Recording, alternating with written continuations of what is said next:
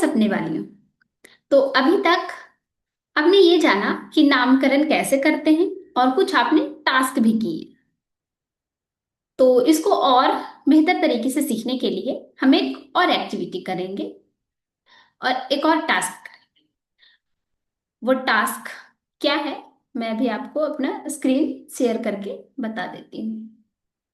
तो जैसे आप देख रहे हो, इस एक्टिविटी को करने के लिए जो सबसे पहला टास्क है आपका, वो ये है कि आप सभी को चार समूह में बंट जाने हैं। यानी चार समूह, जब समूह में बंट जाए तो क्या करना है कि जो समूह एक और तीन है उसको इस आर्टिकल को पढ़ना है, जिसका नाम है अगर मैं काम नहीं करूंगी तो पैसे कहां से आएगा।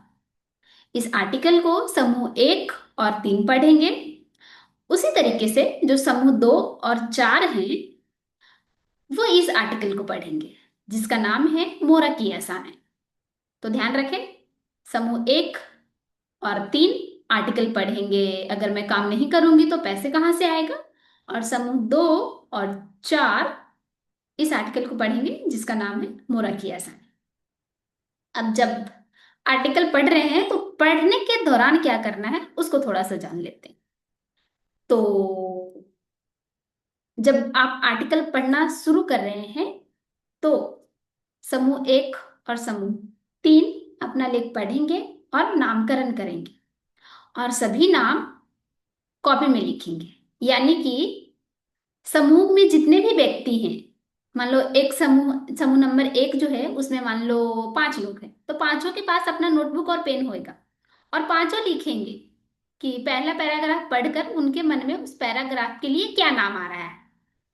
पैराग्राफ मान लो ये एक पैराग्राफ है कि समूह एक और समूह तीन अपना लेख पढ़ेंगे और नामकरण करेंगे और सभी नाम अपनी कॉपी में लिखेंगे। मान लो ये एक पैराग्राफ है, तो समूह के हर एक व्यक्ति इस पैराग्राफ के लिए एक नाम लिखेगा। उसी तरीके से जो समूह दो और चार हैं अपना लेख पढ़ेंगे और नामकरण करेंगे और सभी को अपना नाम कॉपी में लिखना है। ये इसीलिए हम बोल रहे हैं क्योंकि ये आगे की काम आएगा।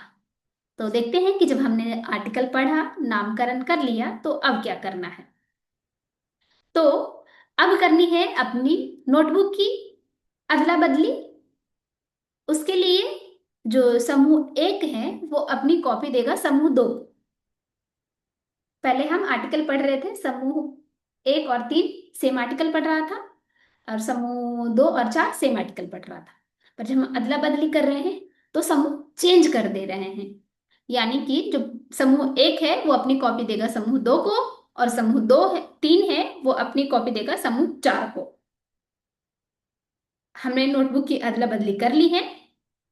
अब हर किसी को ये मालूम करना है, सिर्फ कॉपी में नाम पढ़कर दूसरे समूह को पता करना है कि लेख किस बारे में होगा। है ना, कितने मजेदार लग रही है मुझे तो।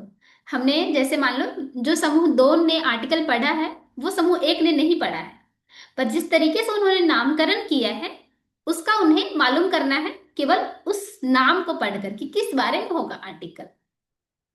और इसके लिए आप आराम से समय बिता सकते हो और एक दूसरे से बातचीत कर सकते हो। उसके बाद जब आप